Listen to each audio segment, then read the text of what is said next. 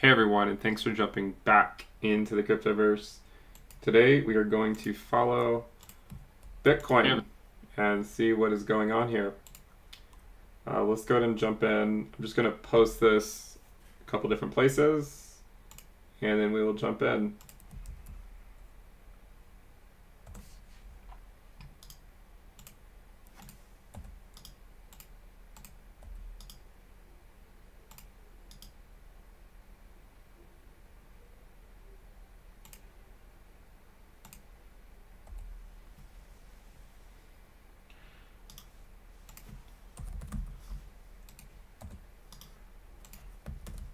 How's everyone doing?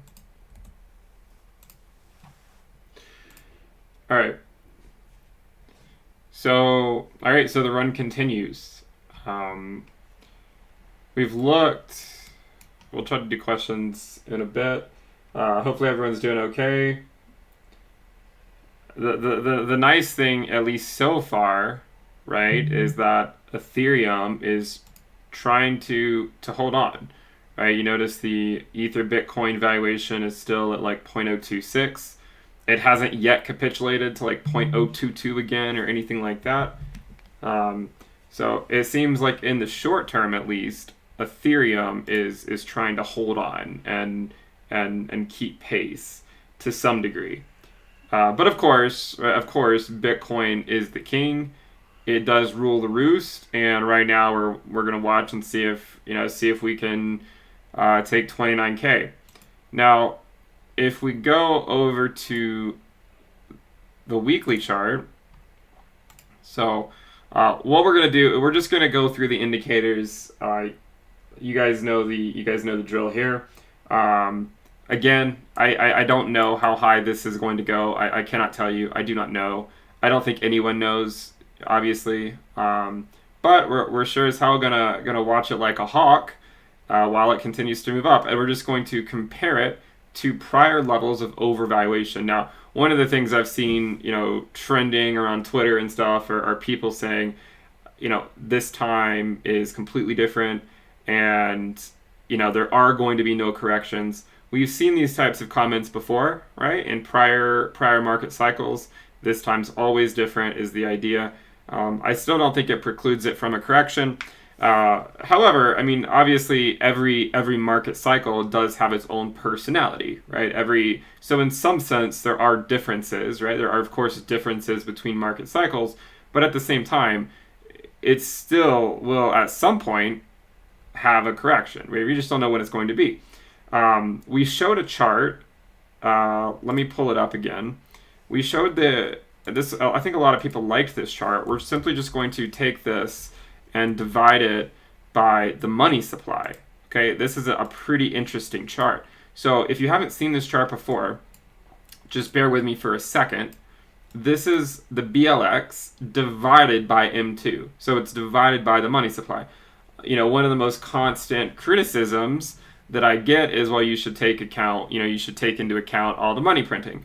Well, one way that we can try to take in some degree of this, into account is by simply taking the price of Bitcoin and dividing it by the money supply, right? So we want to divide it by the money supply at the time, and then we can try to get an idea of, how does it stack up compared to what the money supply is.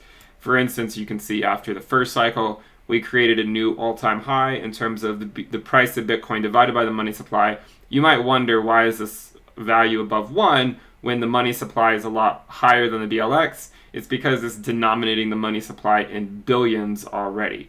So if the money supply is, say, if we were to pull up, let's just pull it up so I can show you guys what I mean.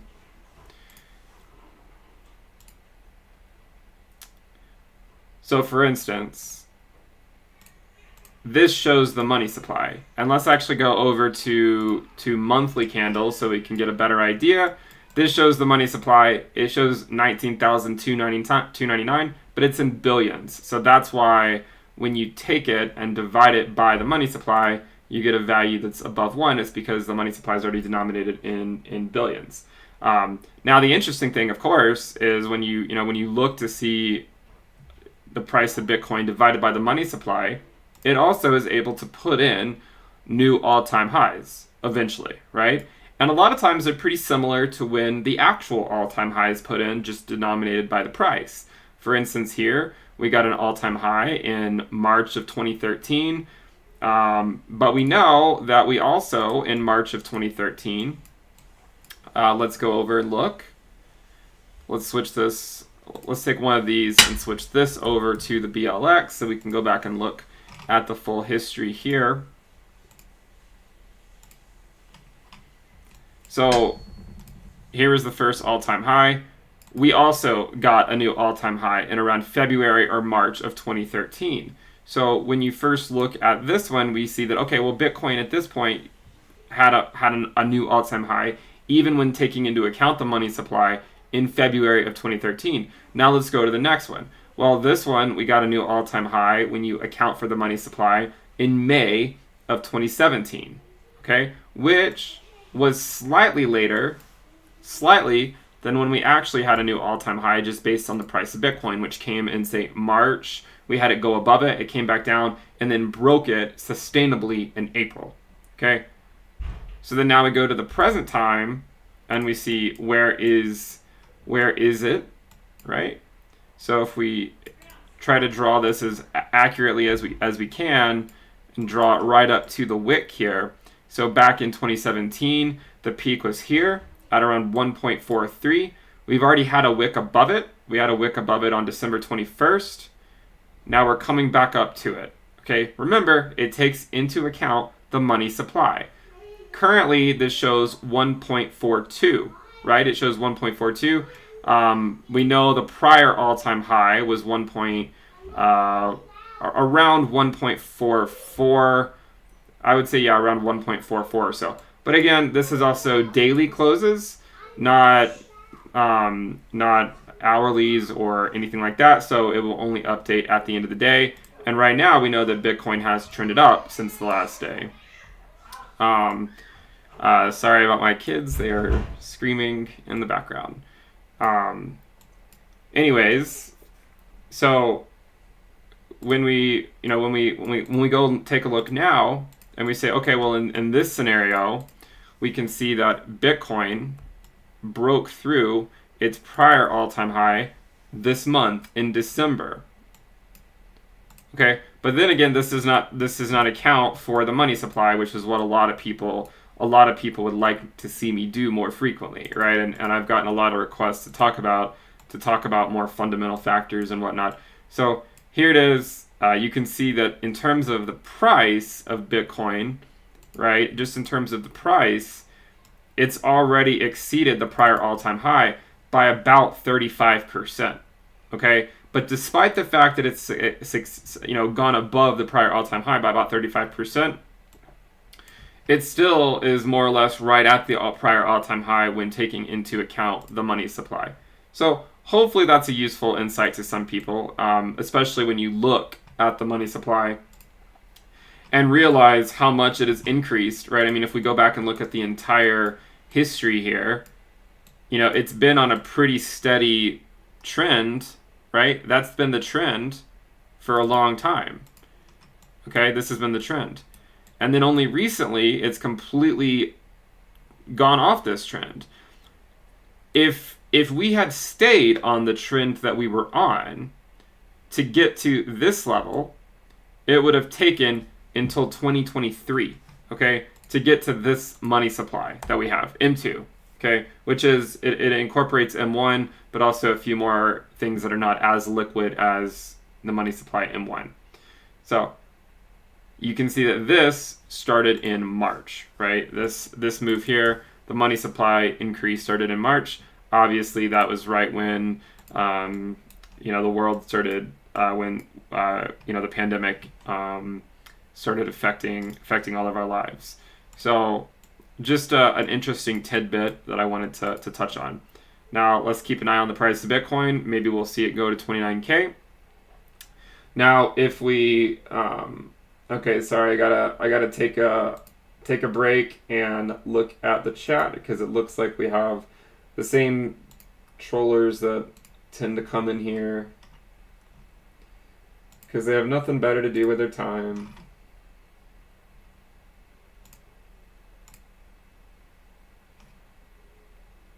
Yeah, I'll just go ahead and turn on slow mode. I often forget how some people have nothing better to do than troll YouTube chat rooms.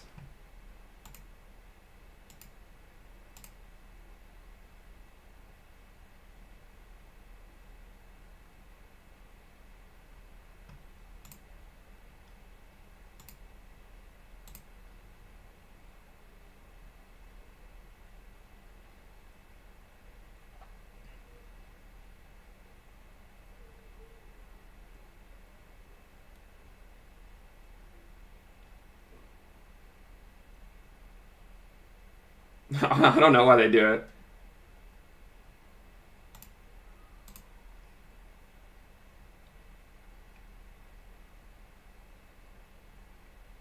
Yeah, I'm just taking care of the trolls.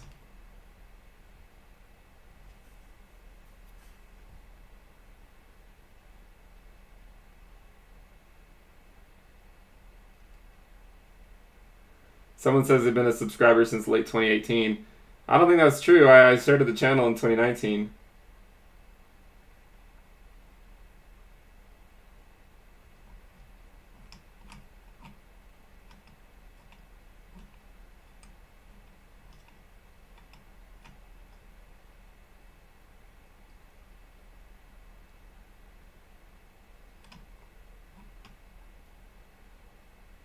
Alright, I think they're mostly gone.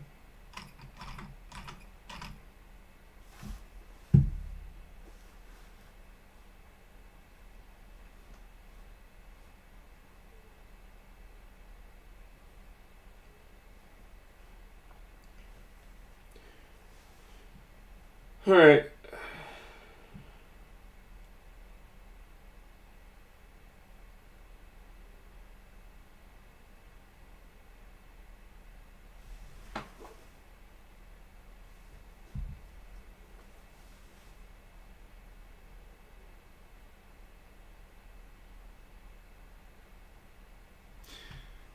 Okay.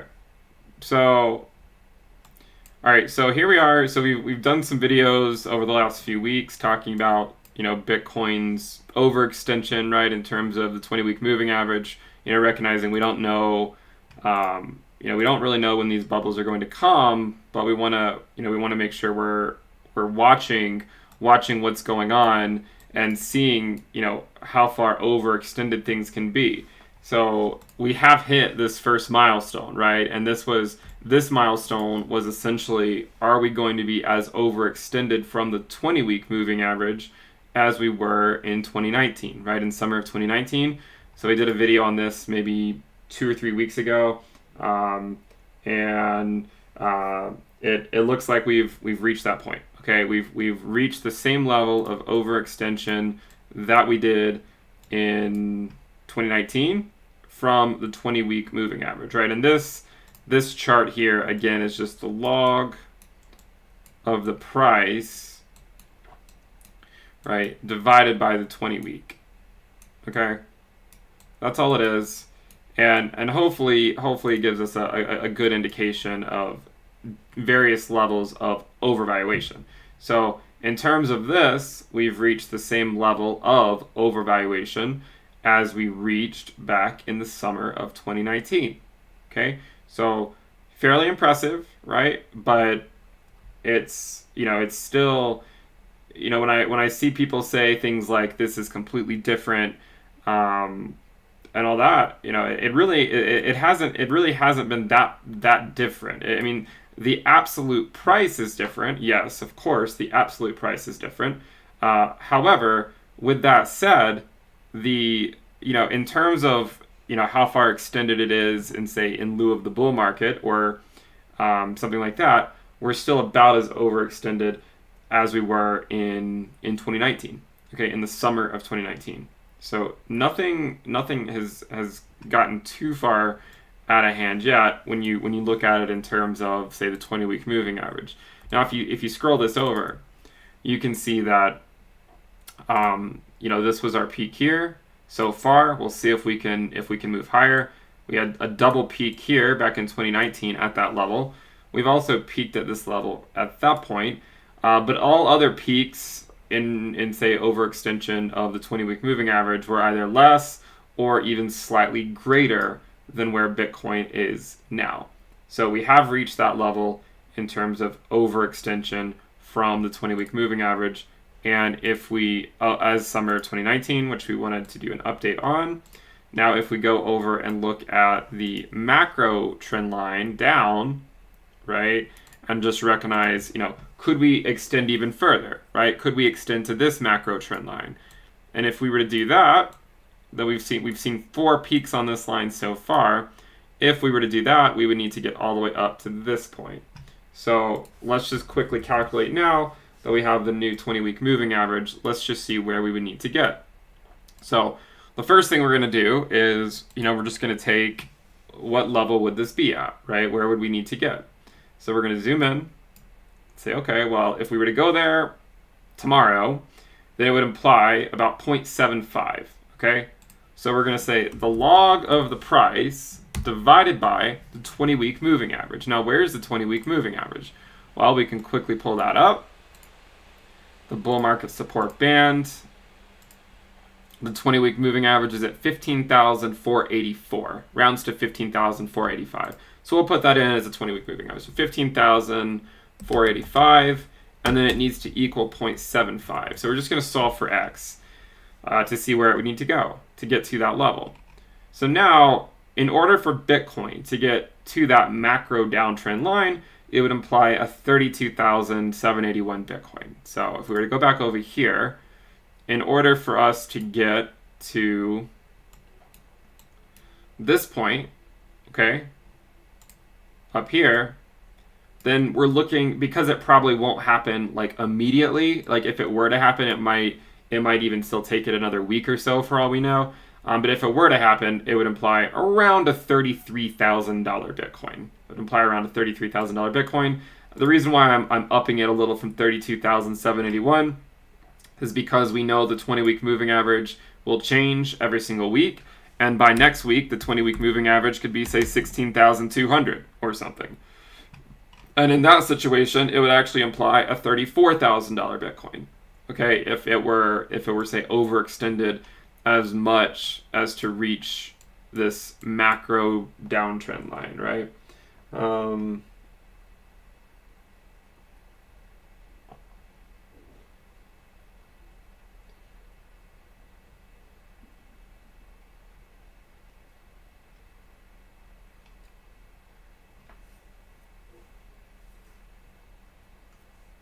Sorry, I'm just reading the chat. Anyways, this is pure speculation, right? Probably, at the end of the day, Bitcoin does not have to respect any of this stuff. We're just looking to see, is this time different in terms of overextension from the 20-week? And, so far, it's, in terms of a major bubble, it still pales in comparison. To give you an idea of overextension from the 20-week, at the peak of 2017, it was 1.05. If we were to get to that level in the next week, that would imply a $46,000 Bitcoin. A $46,000 Bitcoin if we were to get to the same level that we reached at the peak in 2017. And that, of course, would imply it happening in the short term, right? That would imply it happening in the short term. So, anyways, hopefully this is useful to some people, just to look to see how far extended we are in terms of that metric. And if we go ahead and hide this one, and now what we're going to do is we're going to pull up our regression bands. Okay, so these, and now we're going to measure, okay, and see how far extended from the bottom of our peak regression band are we. Okay, how far extended are we? Or how far below it are we? So in 2019, during that short-term bubble, we reached about 50% below it. Okay, or we can say, maybe the better way to measure this is from the fair value. Okay, since this is based on something a little bit more concrete, we went up about 200%, about 195%, 200% from the fair value.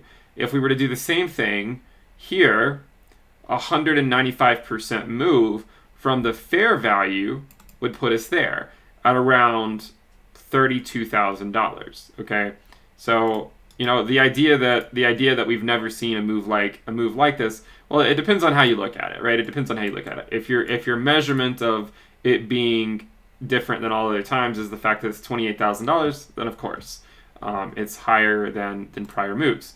However, if you look at a log scale, and if the idea is that nothing like this has ever happened before, let's just put that to the test.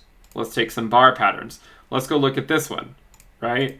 This was the first one we had, and so when I see these tweets on crypto Twitter and elsewhere saying that we've never seen anything like this. I mean, look at this move that it had back in like 2011 timeframe. If we had a similar move, right, it would imply a $700,000 Bitcoin or something, and it would have already happened from that bottom. If it had happened from the actual bottom over here, it would have happened a long time ago. So the idea, when people say, oh, they've never seen anything like this, it's all just a bunch of sensational BS, in my opinion. In the same manner, if you go back and look at this move, right? Let's go take a look at this move here and say, okay, well, is the idea that Bitcoin is doing something it's never done before and that this is the biggest move it's ever had? Well, just in terms of this, it's been on par with this, right? And this is one of the metrics we've measured this market cycle by, is saying, maybe it does. There are some similarities so far.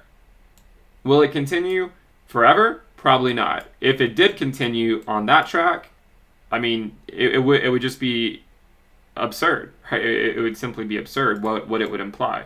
So again, the idea that we've never seen price appreciation this quickly or anything like that is not true. Now, the caveat, of course, is it's not always just about the price. It's about the market capitalization. And the market capitalization is much higher today than it was back then. So it's a lot harder to move the price of Bitcoin today than it was, say, 10 years ago. Of course, it's a lot harder to do so today. But again, the idea that we've never seen anything like it is just simply not true, right? It's just simply not true.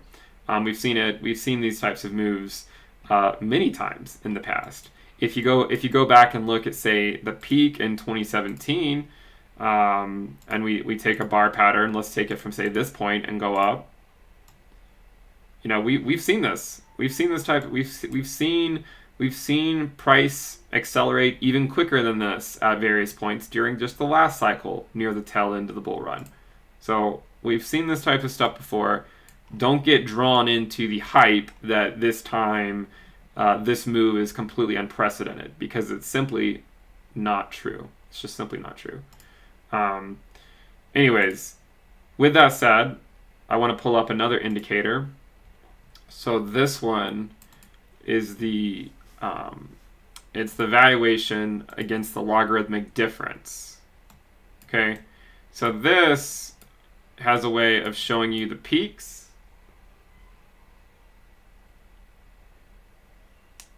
Sorry, just checking the chat. I haven't looked at it in a little while.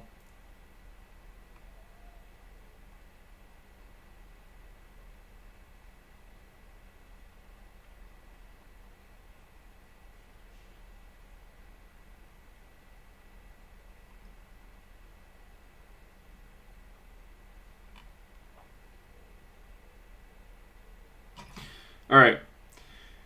So, if we just take a quick look at this just shows the price divided by the fair value, and there's also a general trend line here that we've noticed in the past, right? That generally trends down. We're looking at it on the daily time frame, of course, but you can see it more or less trends down over the macro scale, right? And if we're nowhere even close to the top, right? We've had three distinct tops: one here, one here, and one here. So if we were to look and just go back and say, okay, well, given that, I mean, I think part of the misunderstanding is that the fair value is always increasing, right? As I've said before, the fair value is a monotonically increasing function. So the fair value back in 2019 here was around $3,500. By the time we peaked in summer of 2019, the fair value was around $4,800. The fair value now, according to this chart, is around 11K. So if you want to measure it by what the regression equation would indicate as the fair value, we would need to get up to this line.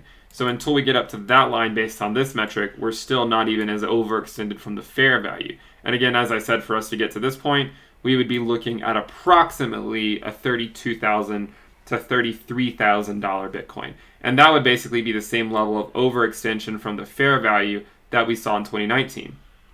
For us to get up to, say, the peak, which is all the way up here at 1.52, if we were to do it instantaneously, let's solve for the price. So 1.52 with a fair value of 11,000. Okay, we're just going to solve for the price to get up to that upper band. So that would imply a $50,000 Bitcoin if it were to happen tomorrow. So in order for us to come back up to this peak up here, it would imply a $50,000 Bitcoin, which would be the same peak that we saw, 3 market cycles ago, 2 market cycles ago, last market cycle, and then this market cycle. Of course, this trend will break eventually because once it gets below zero, it implies the price is always below the regression band. However, I don't think that it'll necessarily break. I do think that eventually we will trend below the regression band because we'll have to refit it each market cycle at the end of the bear market. I find that if you fit it up to the bear market, it does a pretty good job of projecting out the bottoms for the next bear market, but then you want to update it, a few years later. So for us to get up to this level, it would imply closer to a $50,000 Bitcoin. Obviously, I don't think we're going to get there anytime soon, but we'll see what happens. We also know that it's a function of the fair value. So by the time we get there, the fair value could be, say, $13,000. If it's $13,000, then it might imply a valuation of Bitcoin closer to 60K. Okay, so closer to 60K. So it depends on how quickly we go up, how quickly the price appreciates. Sorry, I gotta take care of some. I don't know why people post like trolling comments. Like it's like, why do you not have anything better to do?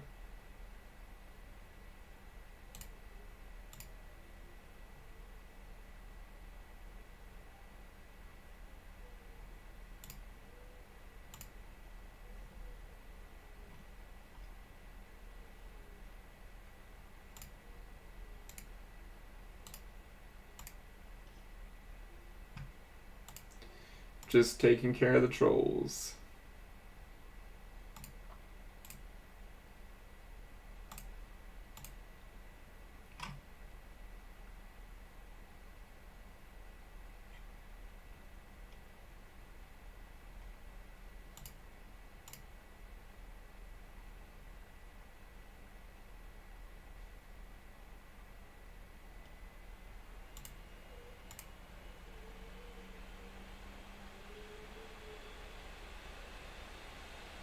Feels like my computer's about to take off here.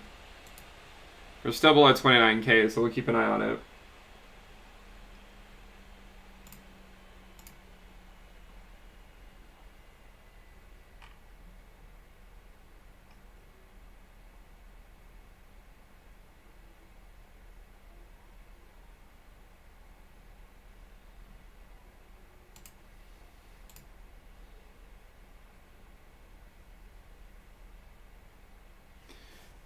So hopefully this has been useful. Again, I don't claim to know where the top is. I just like to look at these longer term trends and show that even though the price is rapidly appreciating, we're still not even near a theoretical macro bubble top, right? I mean, it's certainly possible that we come back down and then make a go at the macro bubble top later. But if we were to go to, say, the macro bubble top sooner, then we'd still have a long way to go.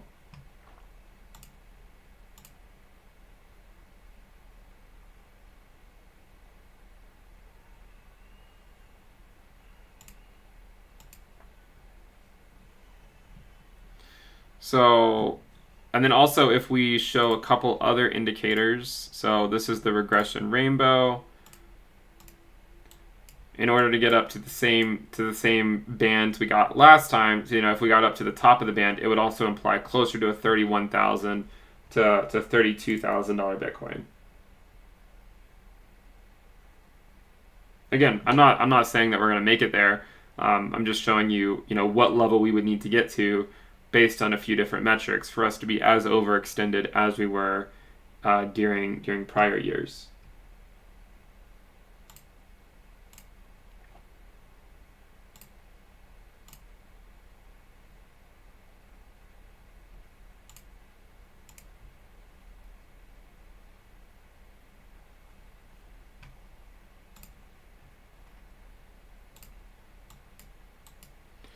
By the way, if you guys like the content, please subscribe to the channel and give the video a thumbs up. Also, turn on your notifications if you guys want to see the content in the future. Actually, I think I know what I need to do here. I'm just going to go into... Hold on, let me... I need to fix something really quick.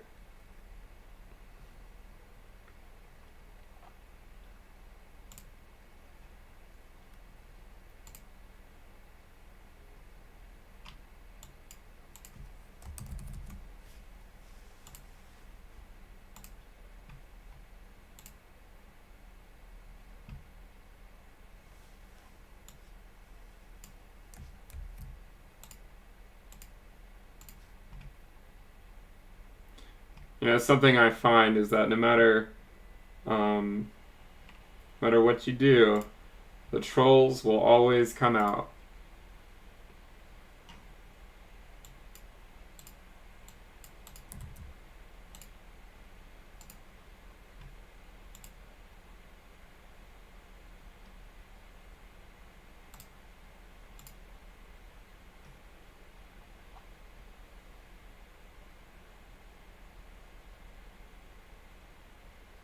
All right, I think I got him. Okay, so anyways, hopefully those metrics were useful. We looked at Bitcoin divided by the money supply. I'm guessing we've now put in, we're higher than it now. I mean, we could just go and change this to say Bitcoin USD and put that in, divided by the money supply. Yeah, you can see that we're now, given today's price movement, we have now broken through.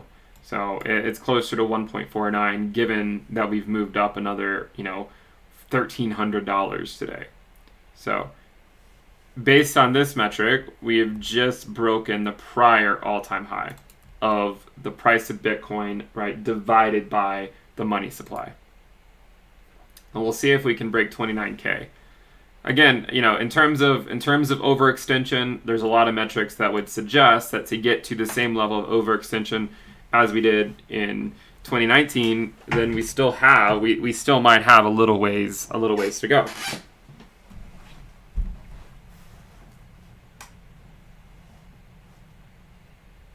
But I know a lot of you guys would appreciate this just because of how many comments people put rightfully so, right, asking about, okay, well, what if you take into account all the money printing, right? So this is one way to try to account for that.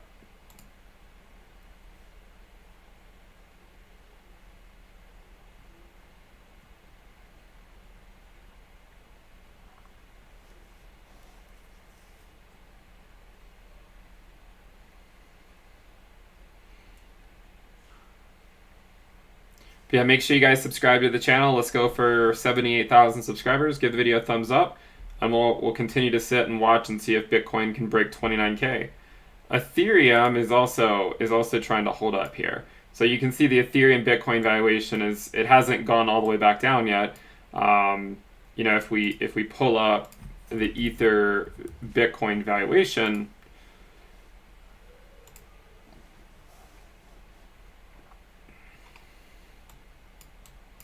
and we look at those monthly candles. Oh, I need to get rid of that and that.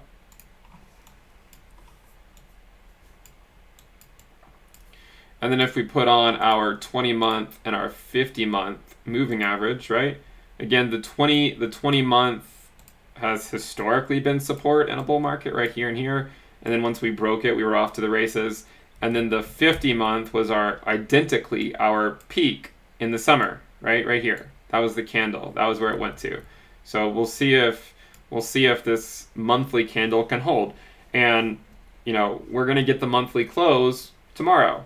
So when we get the monthly close, or sorry, the yearly close, it'll be the monthly close, but it'll also be the yearly close. We'll see if in fact the Ethereum Bitcoin valuation can hold the 20-month moving average, which again is 0.0251. So we're above it now. We had a wick below. We've had wicks below it before, even in a bull market.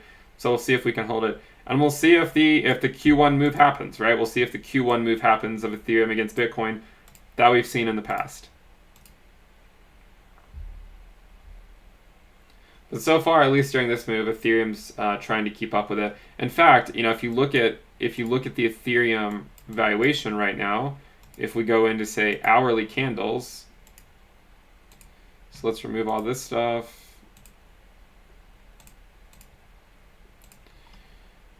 We pretty recently put in a new high for 2020, right? We went all the way up to 757. So this is a new high. We'll see if we can push 800. Obviously, we would want Bitcoin to calm down again. But, I described it in a video earlier. I think it's a pretty good analogy. I think of Bitcoin like a dog. Like it just keeps like going. It doesn't really get spooked that easily. It's just like wagging its tail and constantly just running around. Ethereum's more like a cat. It's easily spooked, right? If Bitcoin starts doing anything crazy, then Ethereum will get pretty easily spooked. But if the coast is clear and Bitcoin hasn't had a strong correction in a while, then maybe Ethereum will slowly come out and start to move as well.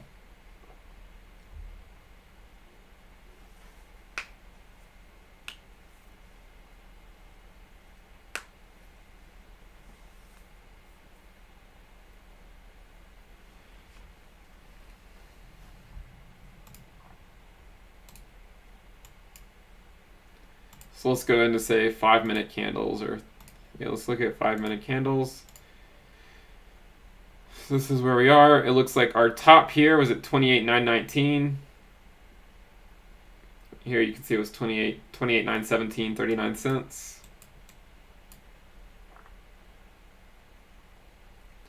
DOT is also doing really well. This is one we said we're going to focus on during the market cycle as well.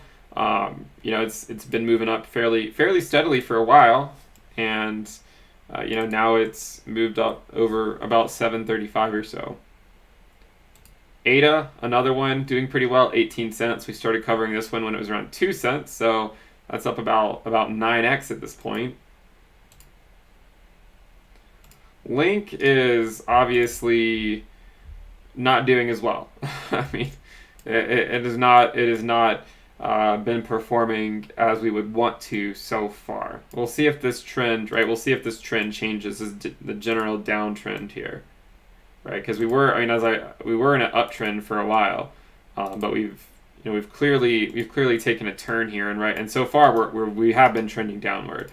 So we'll see if that makes a move against Bitcoin. Remember, as we've said before, when Bitcoin's performing really well, a lot of times Link does not follow suit. That was the whole reason of having it in the portfolio in the first place, is that they're not highly correlated to one another. So if whenever Bitcoin calms down one day, maybe that will finally give Chainlink the green light to start moving itself. But as long as Bitcoin stays like this, if history is any indication, then Link does not do that well when Bitcoin is overperforming.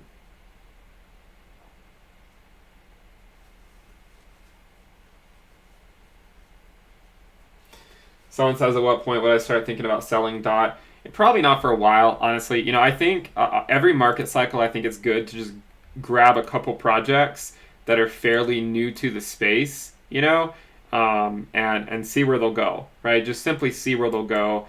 This is one, right? Polkadot, I was mostly accumulating it between $3 to $6. At this point, I'm just gonna let it run. I don't really want to buy it anymore at this point. I'll just let it run and see what it does. Right now it's at 730. But yeah, this is one of those ones, and you can stake it, right? You can stake it and earn interest and whatnot. But I think for me, I'm just gonna see where it takes us. There's also some other ones that, you know, there's Dot. We have like maybe one video on, or sorry, not Dot. We just talked about that one on Uniswap, the UniUSD. Switch this over to daily candles. This is another one. I mean, this one's fairly new to the space, but you know, if you want some exposure in DeFi, exposure to the Uniswap exchange, this might be one to take a look at. It was below $3 like yesterday, or below $4 yesterday. Now it's starting to climb a little bit. But yeah, that'll be one to keep an eye on. We first started following Uniswap once they did their token launch about a few months ago. So you guys think we're going to break? I have a question. Do you guys think we'll break 30K before the end of the year? Anyone? What are you guys' thoughts?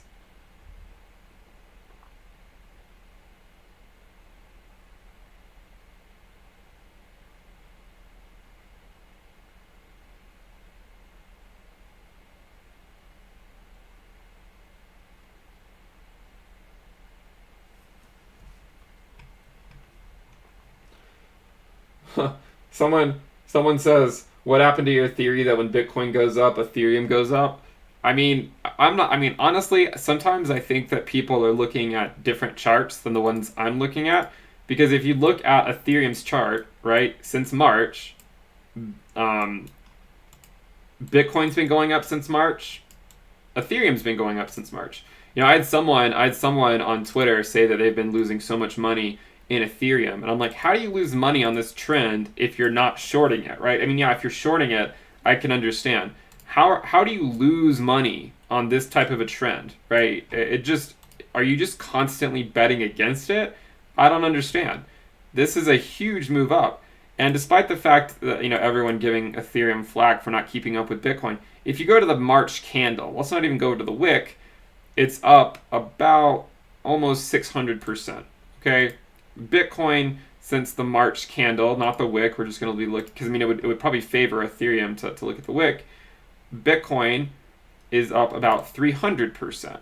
If you go to the bottom of the wick, Bitcoin's up 500%. If you go to the bottom of the wick for Ethereum,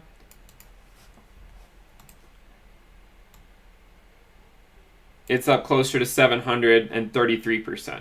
So again, you know, as we said before, Ethereum tends to not make any substantial moves until Q1. Now, obviously this year, it's basically made a pretty nice move all year long. I mean, it's basically just been trending up, right? It was less than $100 in March. It's more or less been trending up since then. So we'll see what happens with the Ether Bitcoin valuation as we get into Q1. Again, there's no free lunch. I don't know if it's going to go up or not. I don't want to give the implication that I know exactly what's going to happen, because I don't. We've just noticed that before it tends to go up in Q1, right? It tends to go up in January or late December, right? Starting in, you know, these December moves, January moves. Starting in December, right? So, and then we've also seen those Q4 bleeds of Ethereum against Bitcoin, right? A Q4 bleed, right? And then there was a pump there as well. A bleed in Q4, a bleed in Q4, right? And every single time we had a pump, right? I was 60-something%. Here it was 57%. If we were to go back up to the top, maybe it would be closer to a 100% move or a 2x. But we'll see what happens. Again, it will largely depend on what Bitcoin does and if Bitcoin volatility calms down or if it doesn't.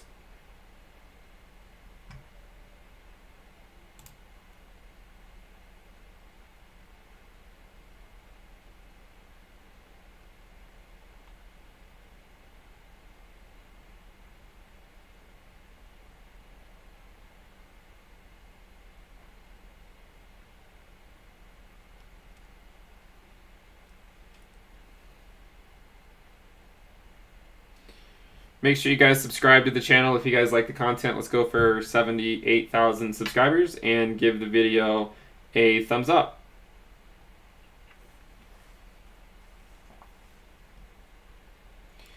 Also, we do have a public Telegram channel with over 11,000 people. So if you guys are looking for a community, you can check that. You can check out the link to the Telegram channel.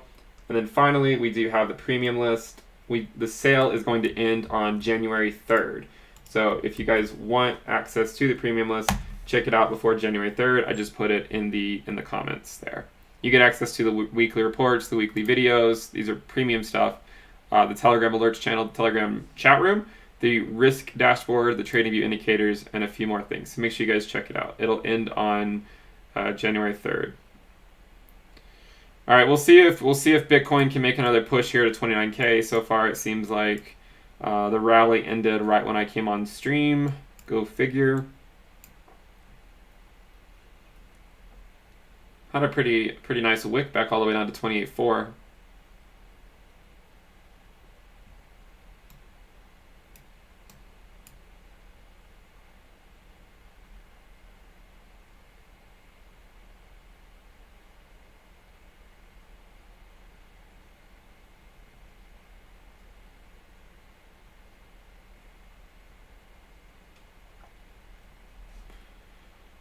So, yeah, here's the regression band if you guys wanted to take a look at it. So you can see in 2019 we made it all the way up to this level. So that level today would imply closer to a $32,000 Bitcoin if we were to make it there.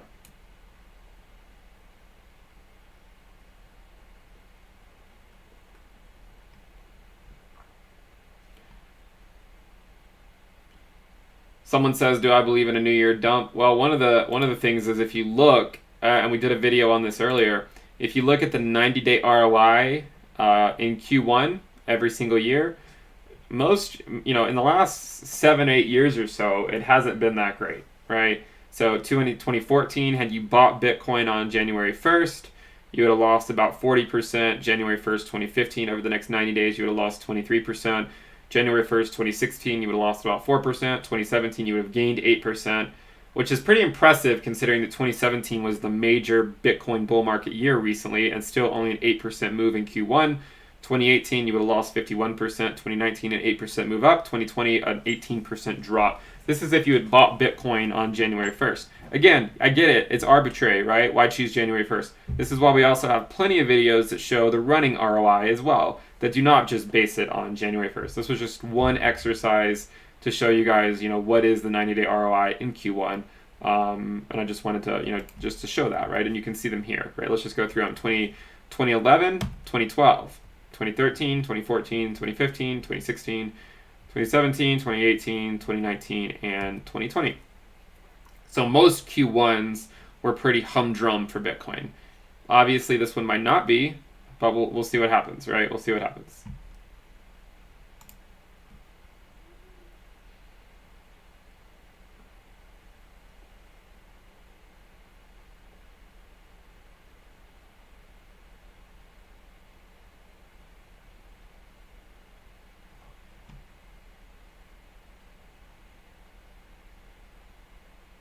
Yeah, there is a lifetime membership. You can find it in the link in the description below.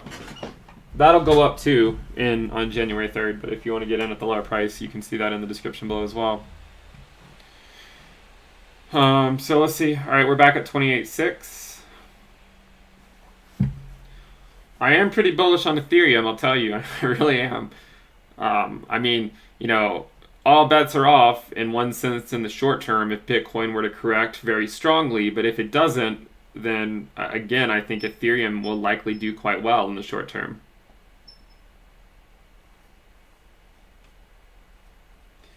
Someone says there's a free trial. Yeah, the public channel is the free trial.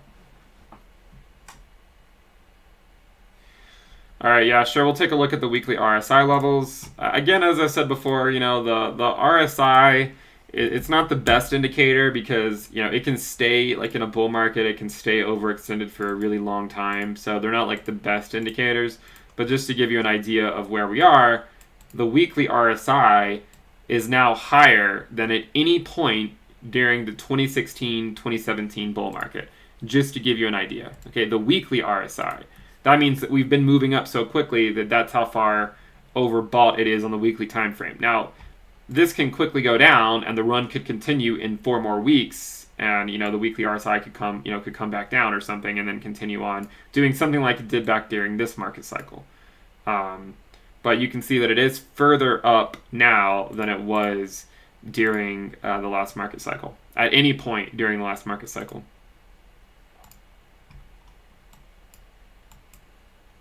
Note that the 20-week moving average, our bull market support band, is currently at around 15,555, and then the 21-week EMA is at around 17,000.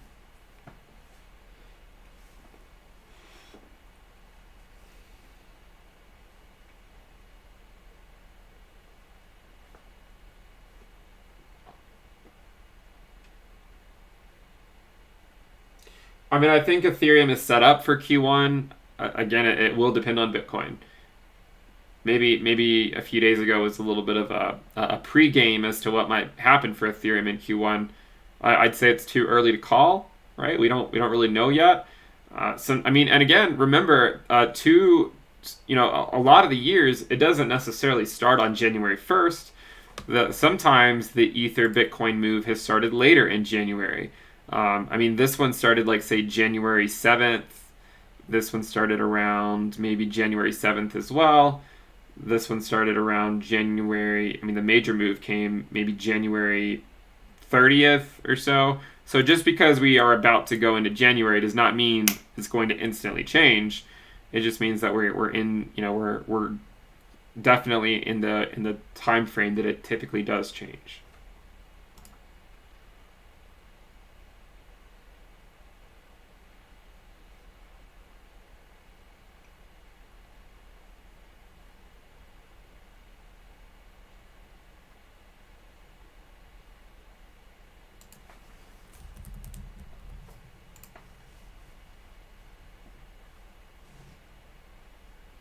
Someone says they want a sneak peek of what it looks like. Yeah. I mean, it's a lot of different things, right? It's not just one thing. So there's so many different things that go with it. I mean, obviously, one of the things, right, is you just get all the indicators that you see, basically.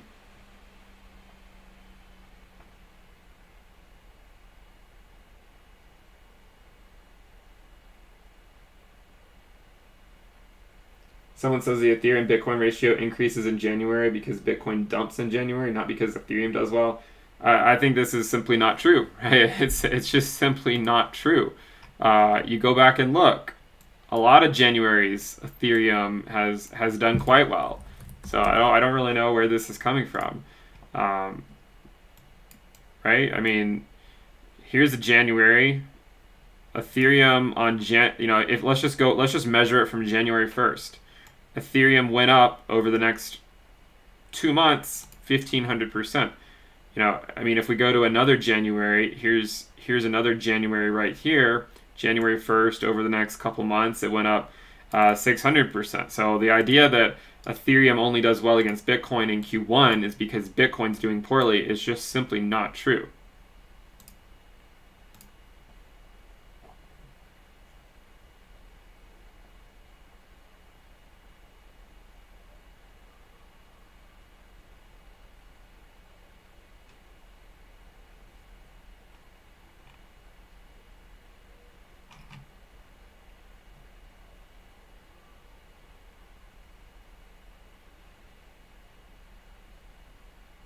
No, if you're only working with 3K, don't buy the lifetime membership, no. Just invest it. It'd be better for you to just invest that money and focus on growing it, right? Don't splurge, spend it on my stuff if you're wanting to grow 3K right into a lot more. Because I mean 3K invested, could turn into 30K, right? So you got to think of the opportunity cost there.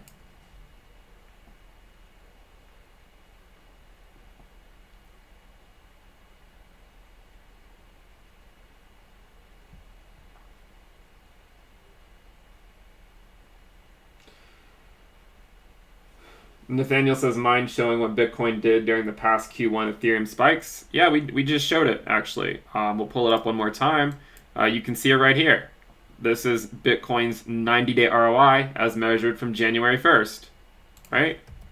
So for the years, it did okay, or it went up. 6 of the years, it went down. 2 of the years it went up, it only went up by 8%. So 8 of the 10 years, it did either slightly okay or it lost. Yes, this year, there's money printing and whatnot. We're just looking at the trend, right? This is what it's done.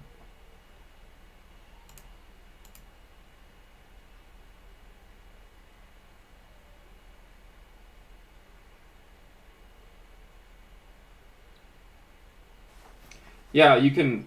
Yeah, you can do the annual subscription. There's actually, if you go to Patreon, there's an annual subscription link that takes into account the discount, and also if you pay with crypto in the description below, it takes into account the discount for a year and the Black Friday sale or holiday sale. But it's ending on January 3rd. I've made it clear it's stopping on January 3rd. I know you guys are sick of hearing me talk about the holiday sale ending January 3rd. So we'll move on with our lives at that point.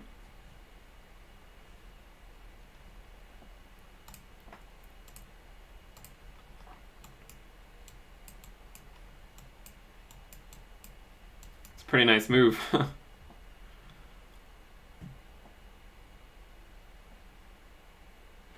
Nathaniel, I just answered your question.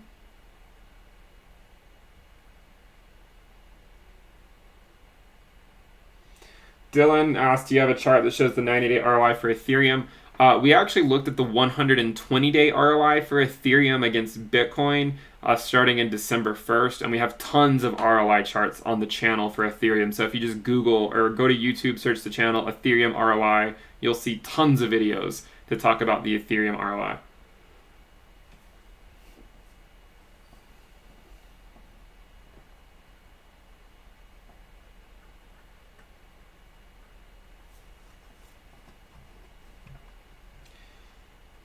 Maybe, I have a lot of questions. Maybe we'll do I'll do a video where it shows like what the premium list has, right? So you actually can like see it.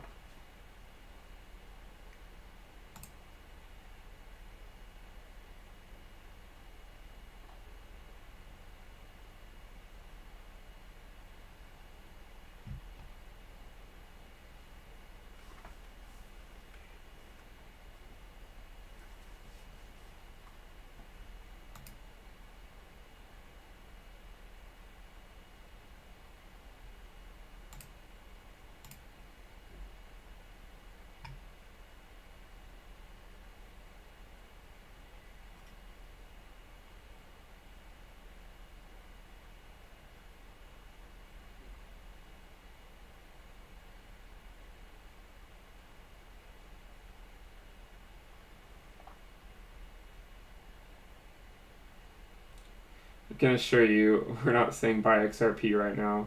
I said before with the SEC stuff, especially if you're American, it's a lot riskier now to buy XRP given what's going on with the uncertainty of whether you'll even be able to sell it in the short term.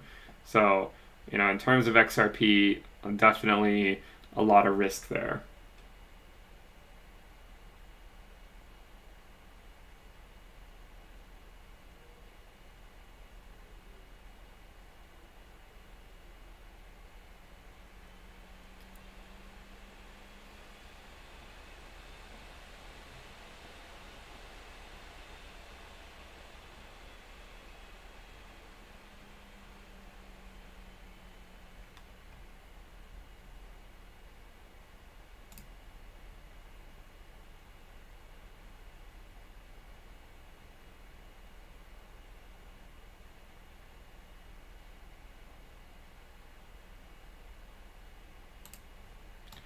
So, let me see if I can pull a couple things out.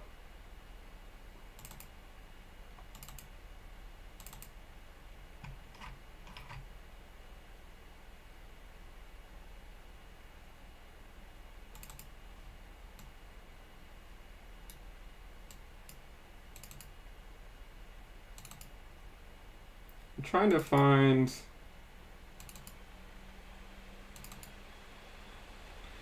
So like, just to give you an idea, like we do weekly reports. So here's an example of one. Every weekly report looks more or less something like this, where it's called the quantitative investor. We have a different topic each week. For instance, this one was on Bitcoin dominance. a few weeks ago, November 14th. And we look at it in a few different regards, try to identify what's going on with it. Here's some of the charts. We talk about where the Bitcoin dominance may be heading. This is our general trend line down. You can see that at the end of 2020, the theoretical top in terms of this downtrend could be as high as, say, 75%, right, and still be within this macro downtrend, right? And then after that, we have all the different risk levels and risk charts and everything like that. But this was just one example of a weekly report. Let me find another one.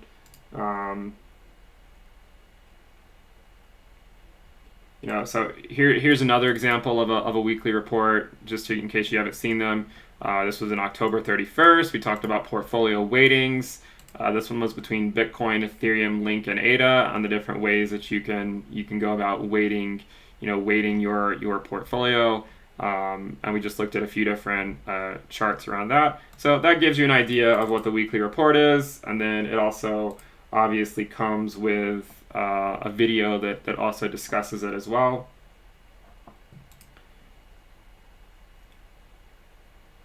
And then I'll snip the dashboard, I guess, and show you what it is. So here's if I just take I guess I can do that.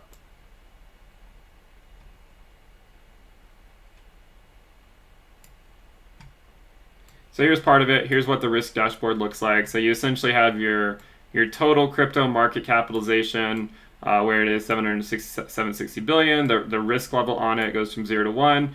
DXY, right? So this one's a key one to keep an eye out on, because if DXY is going down, it typically means that Bitcoin is going up, and this one has been trending down.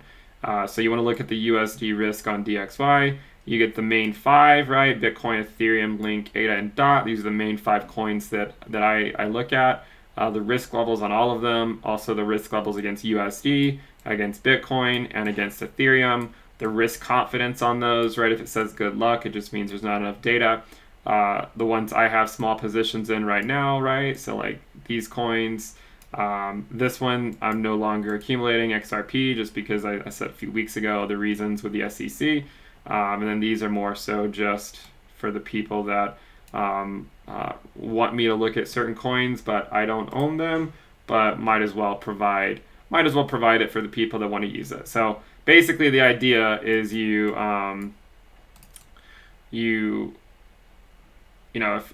you're looking to sell a coin, right? If you're looking to sell a coin and you want to know what you sell it to the one with the highest risk, is the idea, to offset the risk. So let's suppose you were, you had, say, Monero, okay, and you wanted to sell it. And you say, okay, do I sell it to USD, do I sell it to Bitcoin, or do I sell it to Ethereum? Well, you go down here and you look to see, okay, well, which one is the highest risk? USD has the highest risk, so that means you would want to sell it to USD if you want to reduce your risk the most, because if XMR USD is 0.485 and USD XMR is around the same level, like 0.515. So in this situation, if you're wondering, okay, well, if I sell Bitcoin, should I sell it to USD or should I sell it to, say, Ethereum? Well, selling it to USD would reduce your risk more than selling it to Ethereum, because if the Bitcoin USD risk is 0.746, then the USD Bitcoin risk is 0.264. And then you can basically look at it with all the different coins, right? So like Link's risk currently, and you can also use that to try to identify which coin, like how you buy a certain coin, right? So let's say you want to buy Link, do you buy it with USD? You typically would want to buy it with the lowest risk, and you can see that, like, right, Bitcoin and Ethereum have the lowest risk. And with that said, I'm not trading in I'm not selling Ethereum right now for Link. I'm just simply not, because it's all about managing your risk as well in a way that you want to make sure you hit certain milestones before you take profits. And I'm still the risk level on Ethereum has not gotten to the point where I would want to take profits. And that doesn't mean, right? That doesn't mean that Ethereum. It certainly doesn't mean that Ethereum can't trend down, and then maybe we'll look back and say, oh well, maybe we should have taken profits. But if it does, then I'll just continue to DCA it until one day when it does get into that risk level where I want to take profits. That's just how I do it. So But we'll see. We'll see if Ethereum can go into this super overextended mode or something in the short term, then it might merit setting up those cells. Hopefully that answers the question if you wanted to get a sneak peek. And then also the last thing is there is an alerts channel where I put out various stuff on Telegram.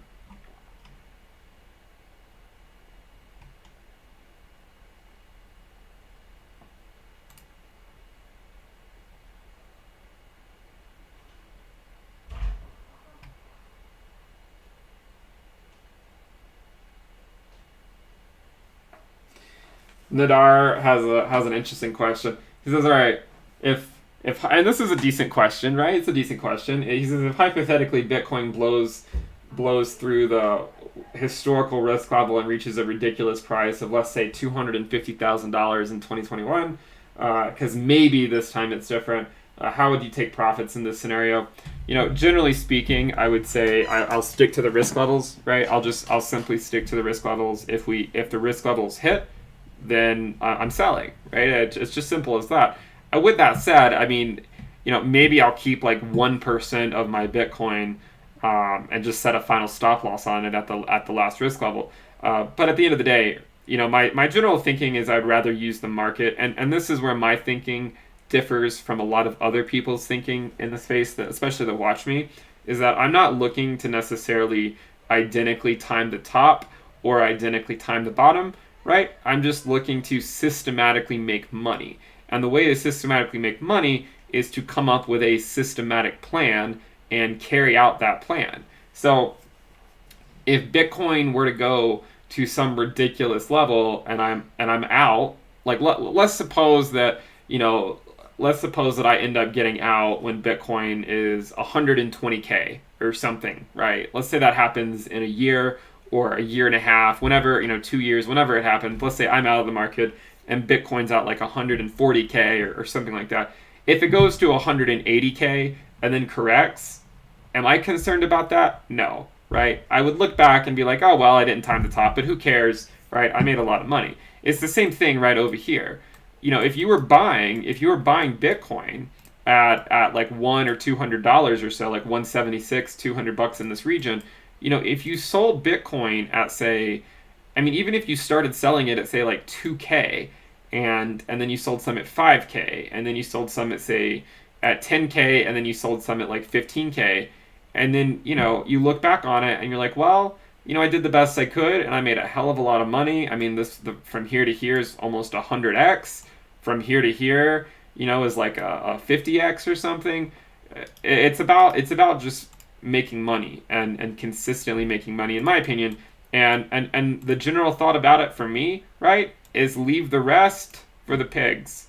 It can go up, let the pigs fight over it, right? I'm not saying that, I'm not trying to say that in a negative way. I'm just trying to say, like, greed, there are really greedy people, and leave it for the pigs, because when it gets to that level, I just don't know. I mean here I still own most of my Bitcoin because we're still relatively early on in the market cycle. But in terms of generally speaking, when people talk about investing and greed and FOMO, there's one common saying of like, leave it for the pigs, because when you get very greedy, it can really overtake you, and then you look back and you say, oh damn it, I wish I had sold near the top.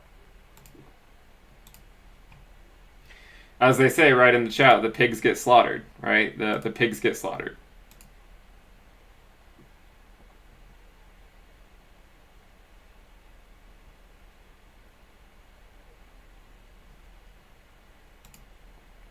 You know how you know that we're getting pretty overextended? When you get people in the chat spamming pump and dump Discord channels constantly.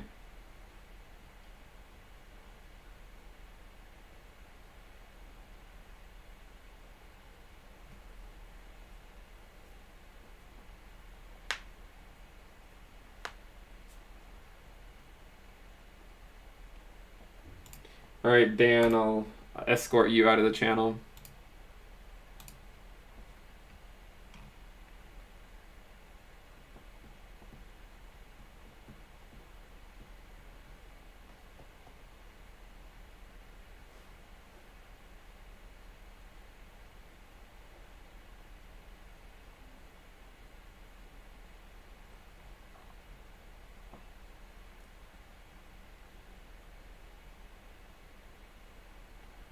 Dan's gone. We don't.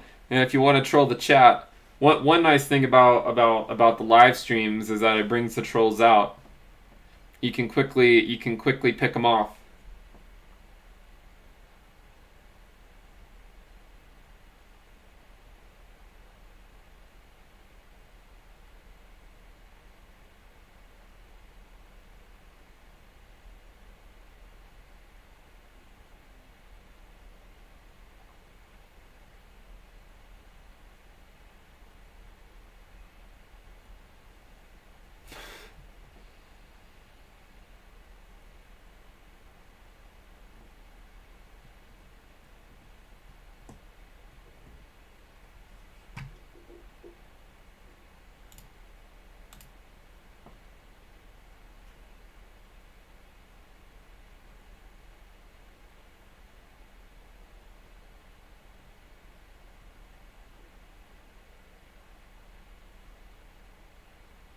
Yeah, Bitcoin has been this extended near the end of the year before.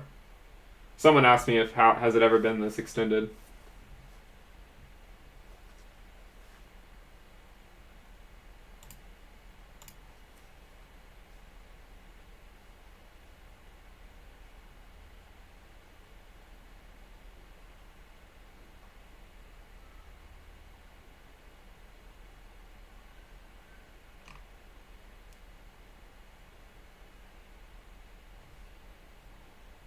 Let's see if we can push to 29. We're pretty close. I guess we can go back to, say, 5-minute candles.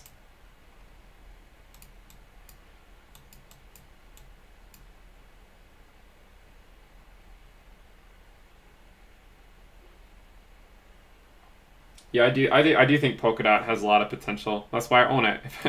I wouldn't own it if I didn't think it did. I also think ADA does as well. But I've been talking about ADA since it was 2 cents. 28.85.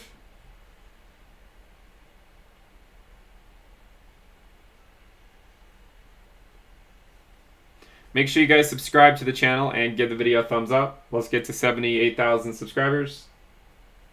Also, click the bell icon to turn on notifications. Remember, we do have the Telegram channel with over 11,000 people. Here it is if you guys want to see it. So make sure you guys join that.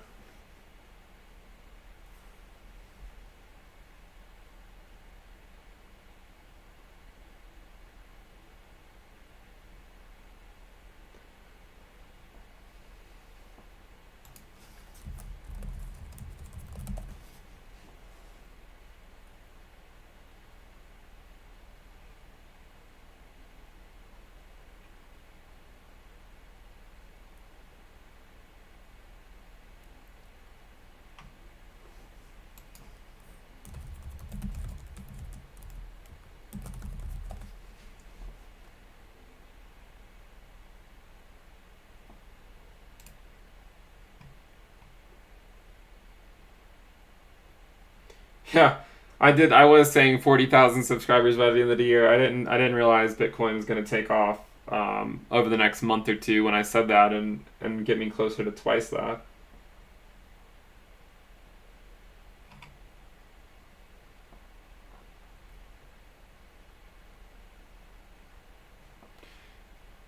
Yeah, I would like to see Ethereum break out of 800 as well, or into 800.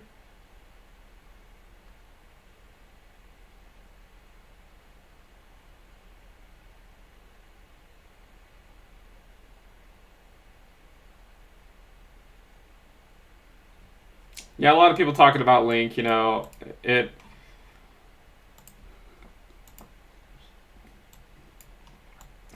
was talking about this earlier too, but I mean, you can see there's 3 major peaks, right? 1, 2, 3.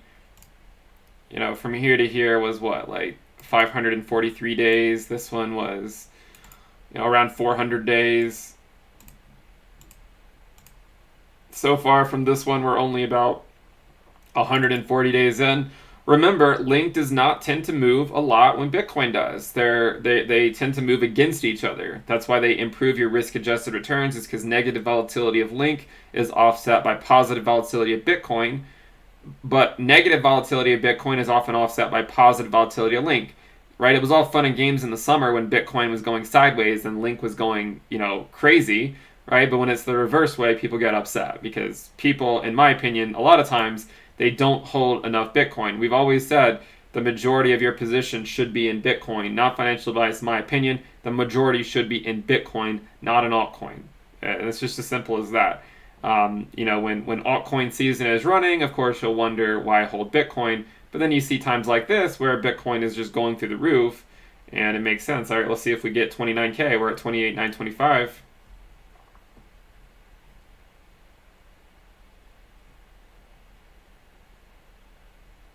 I don't take Google Trends into consideration. I think it's probably more of a lagging indicator.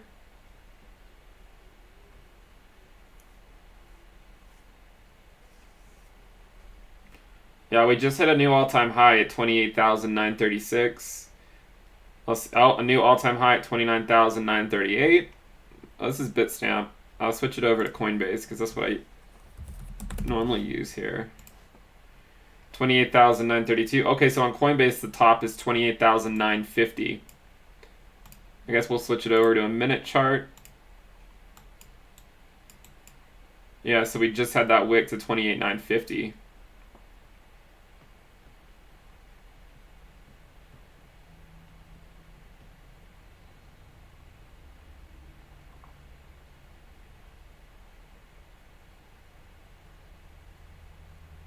Ooh. Back down to 28.8.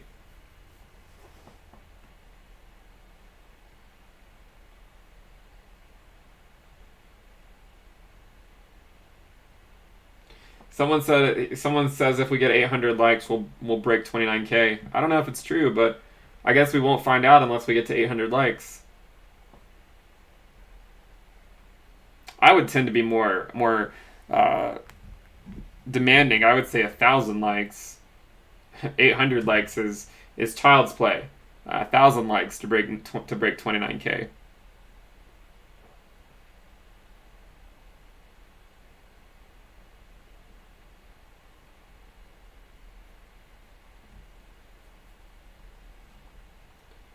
Syncing. All right. I will hide you as well. Ciao.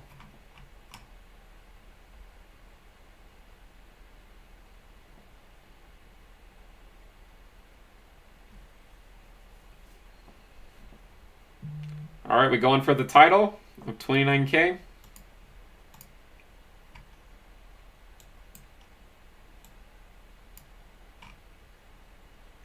Remember, it's to be as overextended from the 20-week, we've already reached the same level as 2019. But to be as overextended from the fair value, Bitcoin would need to reach closer to $32,000 in the short term to be as overextended from the fair value as we were in 2019.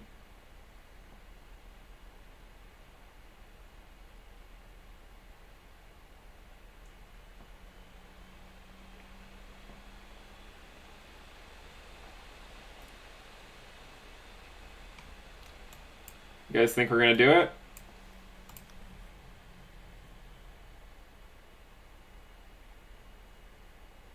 We need to get there.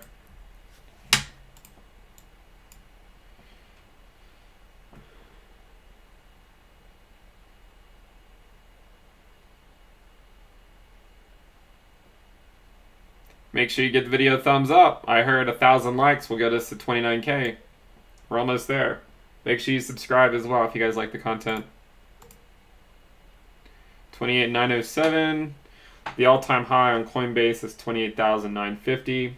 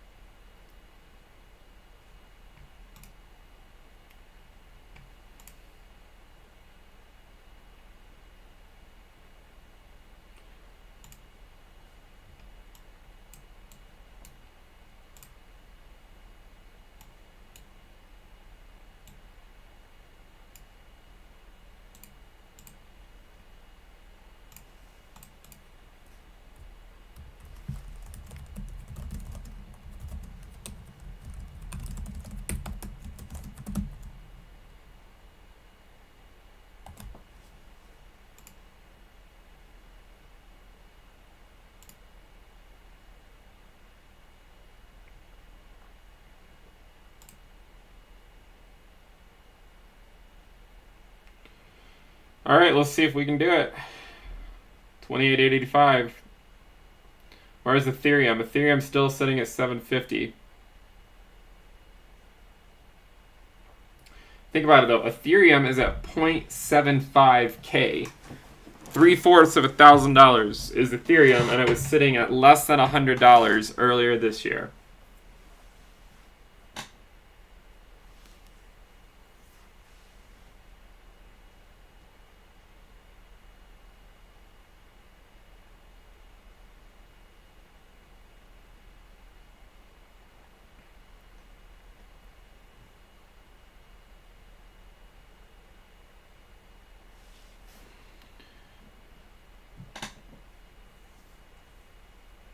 Someone says, is it right to buy Bitcoin at 29K? I mean, you can buy it at 29K. I'm not.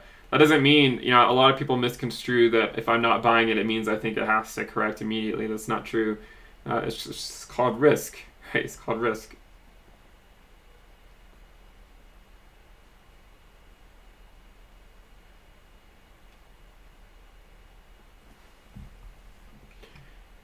All right, Matic, you're hidden as well.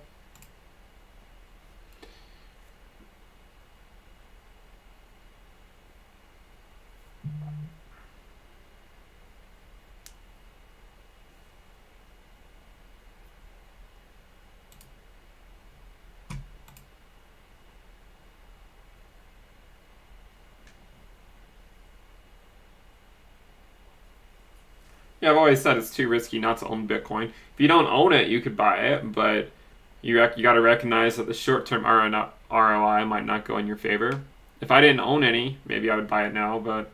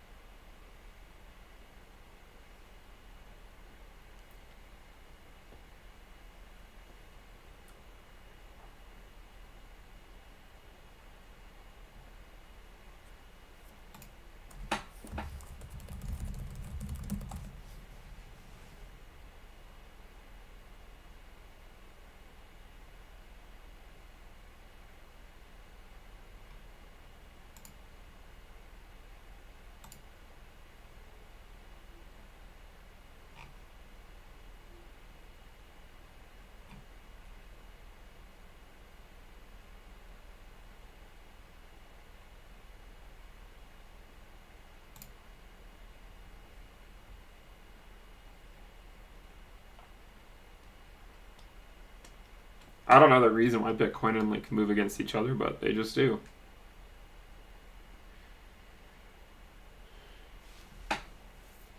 The premium, it's mostly quantitative.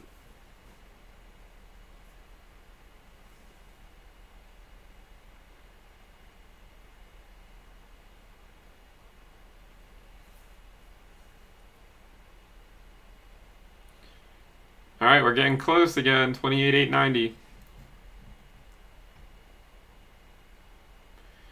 Ethereum is at 752. All right, so Ethereum's moved a couple bucks. ADA is at 18 cents still. The Ether Bitcoin valuation is still at 0.026, so at least still no continued capitulation there. The Bitcoin dominance is up to 71%.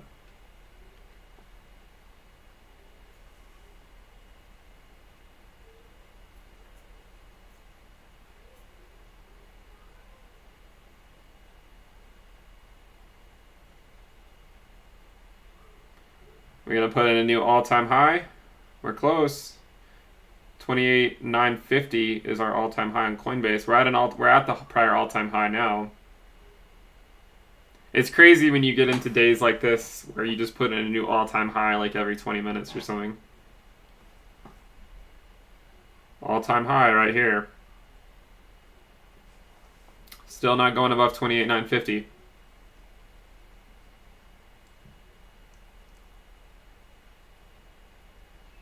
Yeah, Bitcoin's at a new all-time high, but then once it becomes a new all-time high, that's the new all-time high, and that's the new all-time high you have to break to get to a new all-time high. It's a moving target. Let's see if we can get above 28,950. Here we are again. Oh, same thing. Kick back down at 28,950.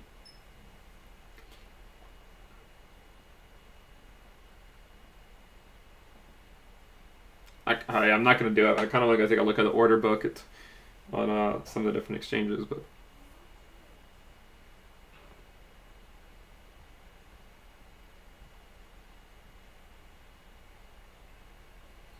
Coinbase is back at 28,950 for like the 6th time in the last 10 minutes.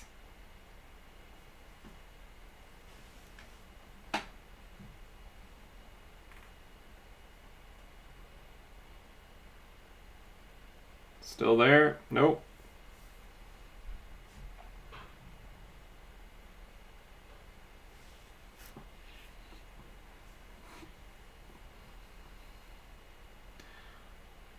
You gonna take another shot at it?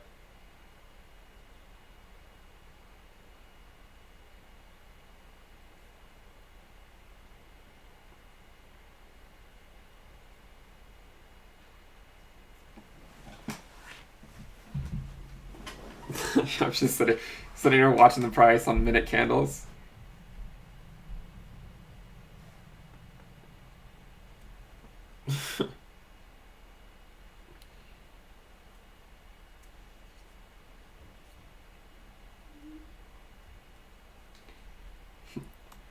So Ben, what did you do today? Watch minute candles for Bitcoin.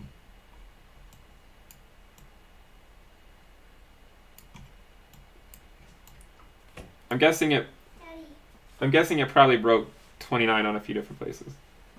Mama's saying I'm going to go to kindergarten. Okay. Can you go bring me to kindergarten? Because Mama said I'm going to kindergarten.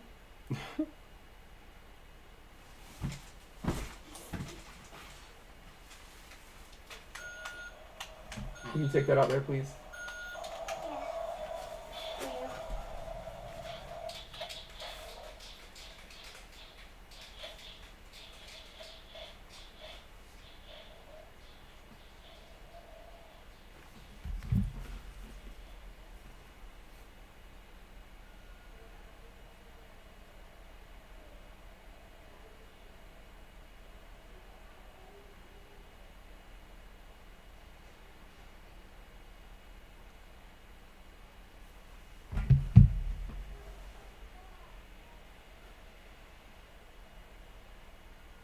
Here we are. Oh, 951, a new all-time high. 954, 955.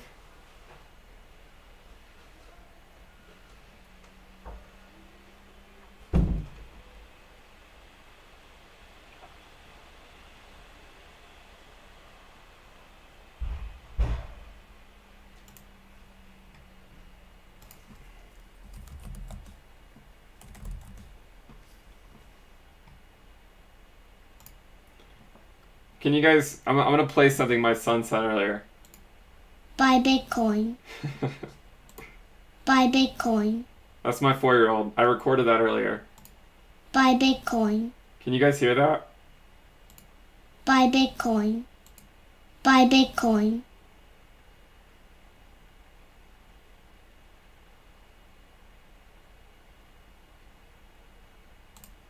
Buy Bitcoin.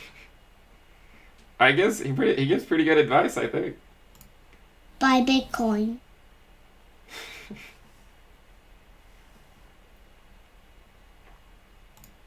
Buy Bitcoin. Alright, that's enough. I should make that, I thought about making that my wife's ringtone. She's not as into crypto. I was like, oh, maybe I'll make that her ringtone whenever someone calls. It just says, her 4-year-old says, buy Bitcoin. Alright, here we go, 28,961.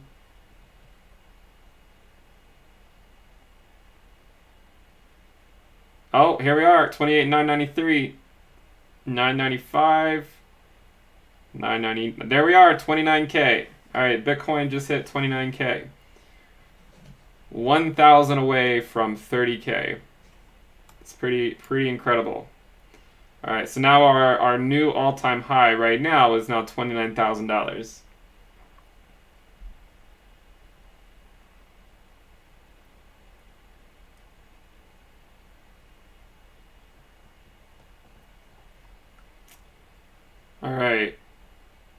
Now the question is, will we get to 30K before the end of the year? I don't know. I mean, I know a lot of people have been saying, thinking 29K was the top, 29.5. We'll see. Right now, this is crazy. Ethereum is still somewhat keeping pace. It's still at 0.026 at 754. So Ethereum is still doing okay.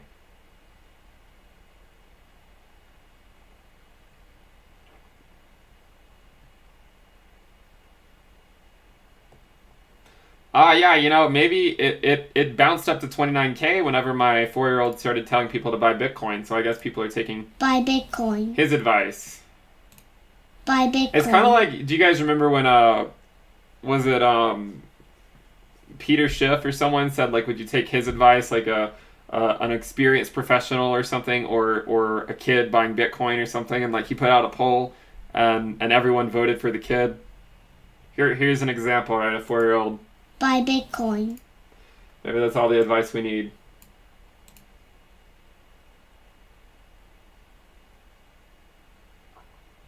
Yeah, think about that. We ushered in Bitcoin getting to 29K for the first time ever.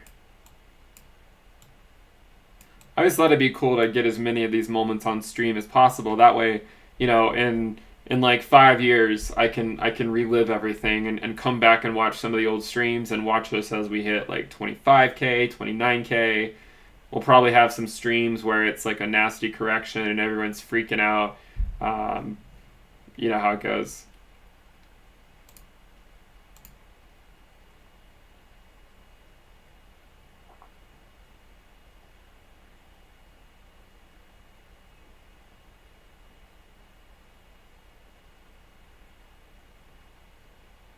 Whew. I always forget when I'm looking at minute candles how quickly things can change.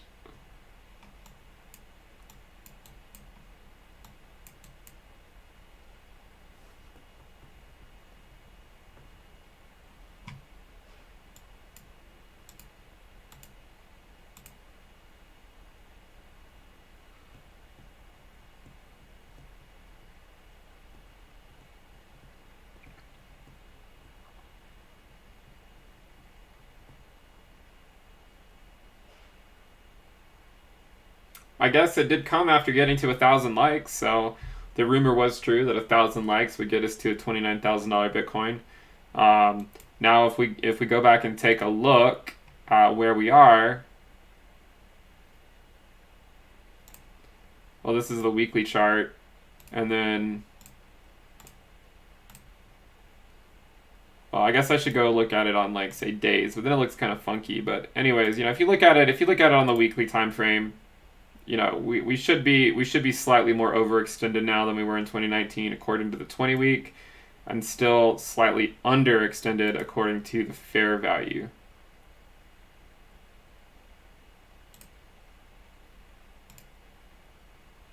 Guess we should look at it on the BLX.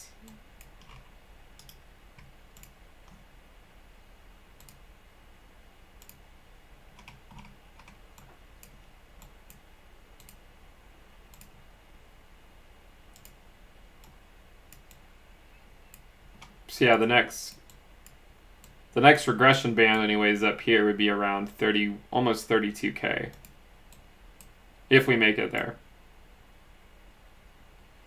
You can see we were, essentially within this band for a lot of accumulation here, and then here as well. Except this one we had a temporary move up here, and then a move back down. And then now maybe a move back to the top up here.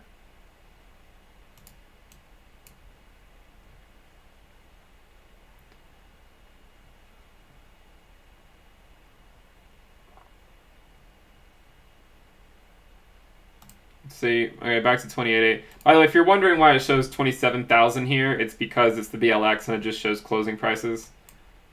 So those are our regression bands there. Which I still contend look pretty similar to this first cycle, right? This one here. If you look at it, right, we came down into it right there, back up here, back down, back up, and then sideways back into it before the major move. So 1, 2, so basically 1, 2, 3, 4, 5. And then here it was, down here. So 1, 2, 3. If it continued that last cycle, it would imply going sideways for a bit, right? And we showed earlier that again, I don't know if it's going to happen, but we showed earlier that in Q1, it tends to not be the best for Bitcoin. At least since 2014, it hasn't been the best for Bitcoin. So maybe we'll get some sideways movement at some point, right? Like something like that, and have 5. So it'll basically be this cycle, but extended, right? Like that. Because so far we have 1, 2, 3, 4, 5, and then up 1, 2, 3, 4, and then we just need to. If we were to continue that cycle, it would imply maybe slightly coming back down, and then going up.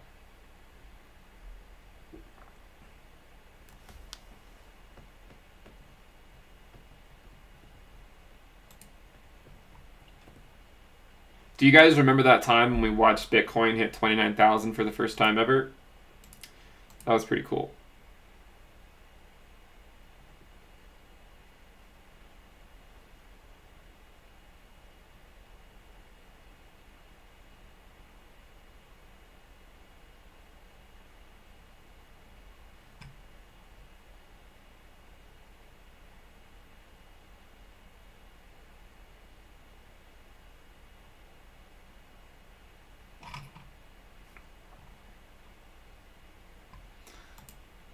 In case you're new, the bull market support band is where we would theoretically find support in a bull market in the event of a correction one day. Right now, it spans from 15,560 up to around 17,000. So that's where essentially our bull market support would be if, in fact, we were to correct. Of course, at this point, I imagine many people think that Bitcoin will never correct. Of course, we know that it will. It's just a matter of time. If you look at, say like 12-day candles, 1, 2, 3, 4, 5, 6, 7, 8 in a row, 8 12-day candles green in a row. If you look at Ether USD and go to monthly candles, pretty nice symmetry, right? Down to the bottom, back up to the top, down to the bottom, right? If we go to back up to the top, right there, it would correspond, well, that's actually slightly too high. So the top of that, it would imply around $1,100 Ether. But maybe that'll come in Q1. I guess we'll see. I can probably draw this better, actually.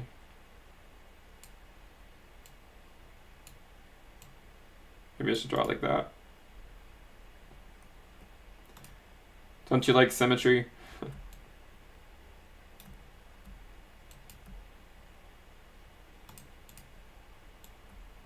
Those are monthly Ether candles.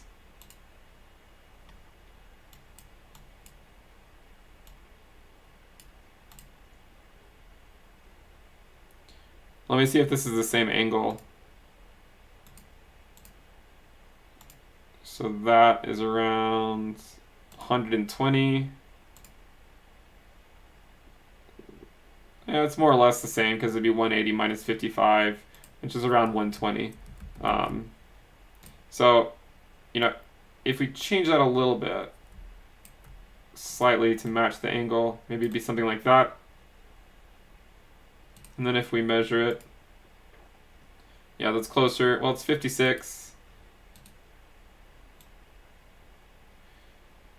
So we need to get to around that point.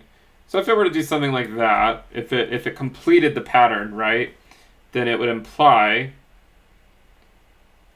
$1,100 Ether by February, if we completed the pattern. This is not. I mean, this is just a pattern. It doesn't have to complete.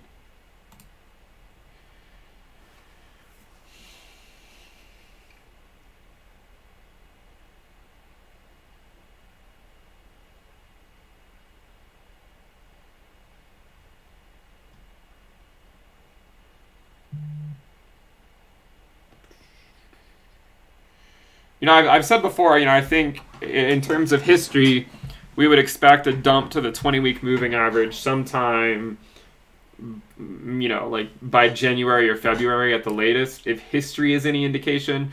But again, we could always rewrite history. But if history is any indication, then we would revisit the 20-week moving average within about 2 months or so.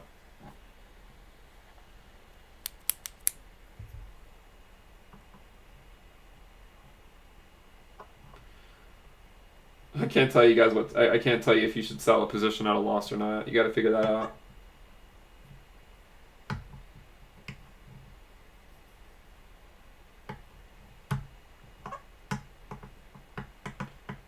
Actually, during this drop of Bitcoin back to 28.5, the Ether valuation against Bitcoin went up slightly. It went from 0.026 to 0.0262.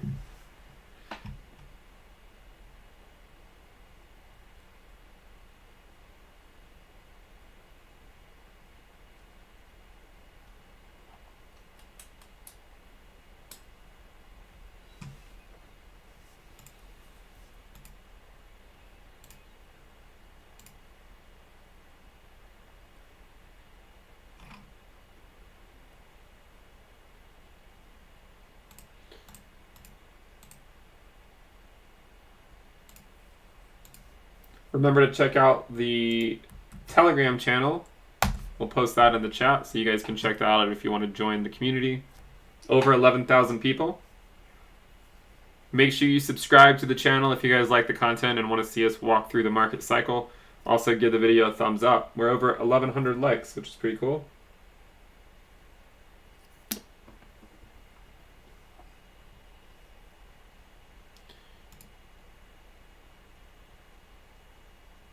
See how Dot's doing. Dot's been doing really well recently, 730 now. Link is still leaving a lot to be desired. ADA, doing pretty well. Would obviously want to see it push past 20 cents if we can. Here's the market caps. So let me snip that. So let me do that again.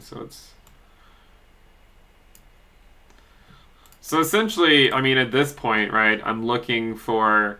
I'm speculating, right? I reserve the right to be wrong, of course, but I'm thinking that eventually, at some point during this cycle, these three coins, at least Litecoin and Bitcoin Cash. I used to think that XRP might hold on. Given the recent news, who's to really know? I imagine these three coins would likely come down in terms of market cap ranking. Probably see, or I hope to see, Dot kind of jump over these and come up here, and Cardano to jump over these and come up here, and Link to jump over these and come up here. All right, so that's sort of what I'm hoping for, but we'll see. We'll see what plays out.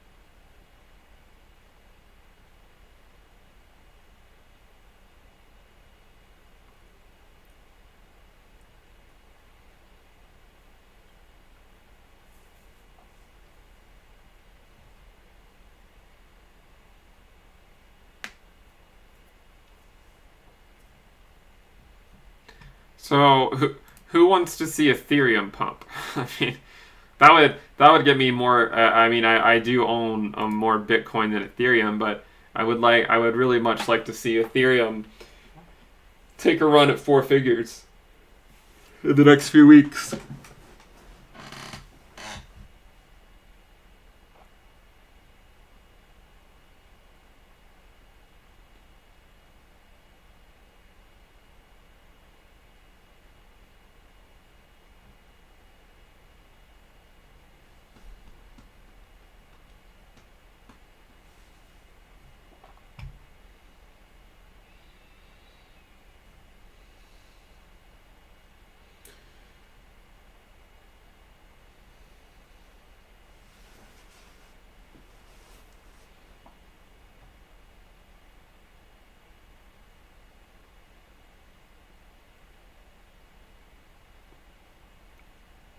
I don't know what else we got. Should we call it here soon? I don't really have anything else.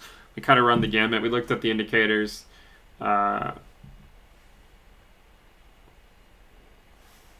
We hit 29K, right? So we set out to accomplish a mission. We did accomplish it during the live stream, but at this point, you know, I don't know. I don't think we're gonna get to 30K in the immediate future. So, and we already got to 29K. So, getting to it a second time is not as exciting as getting to it for the first time ever.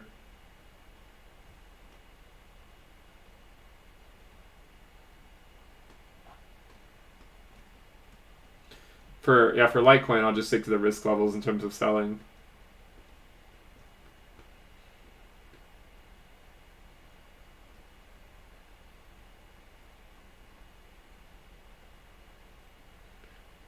Yeah, it should be the same whether you paying.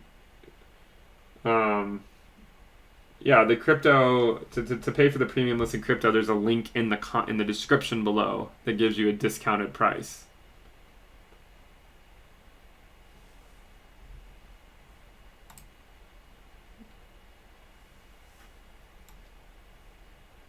Remember the holiday or the sale for the premium list will go on until January 3rd. So if you want to lock in a lower monthly rate, sign up before January 3rd. And then it'll go back up to the price it was earlier this year. So you have about 4 more days.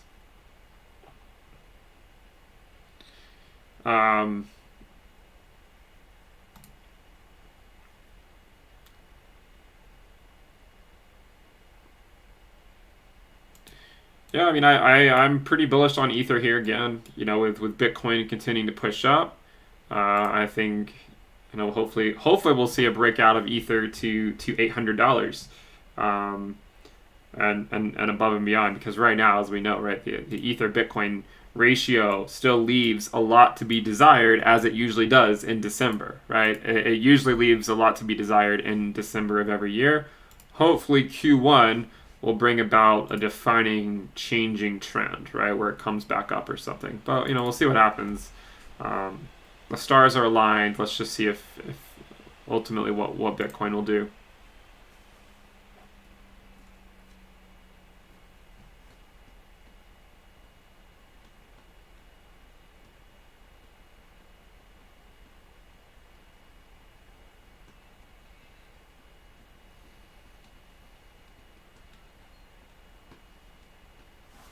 Make sure you guys subscribe.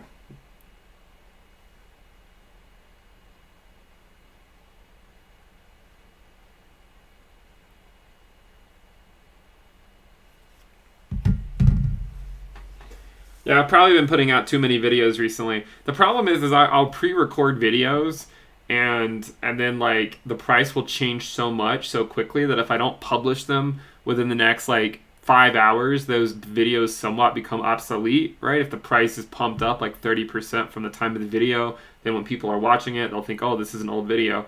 So it's funny how quickly, if you make a video, how quickly it can become obsolete because the price of Bitcoin or Ethereum can pump up like 20% in a few hours sometime, or for Ethereum or a day or so. Because a lot of times I'd record a video and then, or record say 3 or 4 videos and then release them over 2 or 3 days. Now, if I record 3 or 4 videos, I have to release them in one day because the next day, like the prices of the entire market are completely different.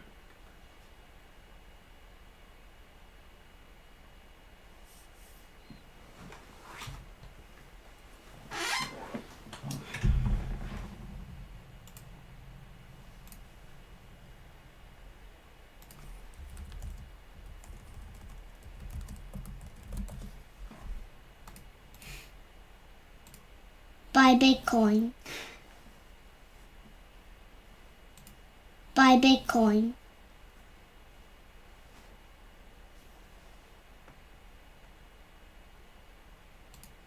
Buy Bitcoin. All right, I'm done.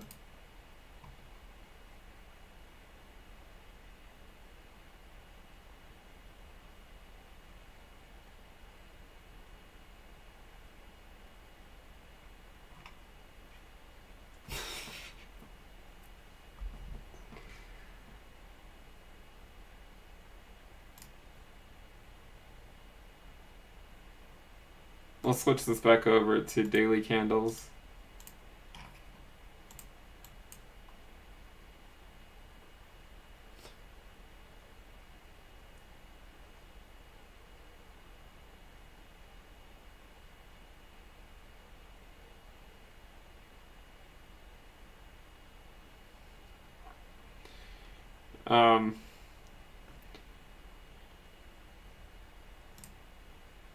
Yeah, it is going back up a little bit, but we're still below 29K.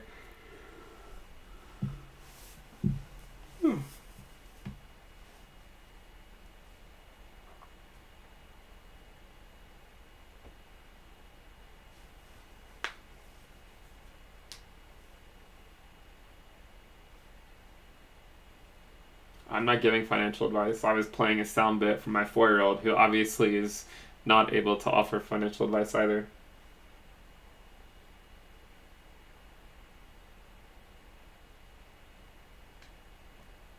I don't think 4-year-olds are qualified to give financial advice anyways. By the way, for the record, I'm not buying Bitcoin at this level. I haven't been buying Bitcoin in a long time.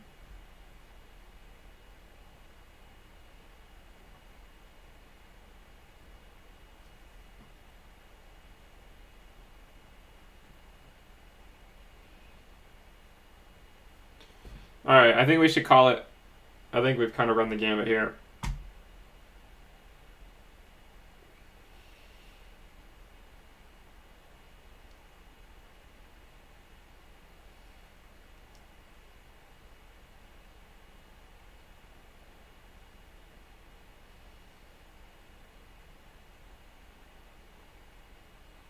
Yeah, I think a lot of people think that, just because you don't buy a Bitcoin or something at 29K means that you think it can't go up more. I mean, no, it's just like there has to be some level where you aren't buying, in my opinion, right? I mean, because you would want at least a portion of your crypto, of course, too, to be paying long-term capital gains, right, rather than the short-term. So sometimes you just want to buy it and let it sit, right? Let it sit for a while, especially in lieu of a 300% move in a fairly short period of time.